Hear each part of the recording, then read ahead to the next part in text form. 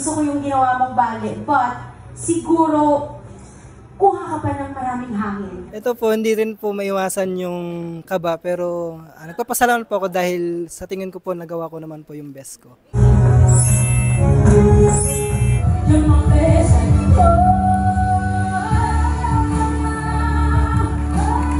Nagduduktong-duktong yung bawat lyrics.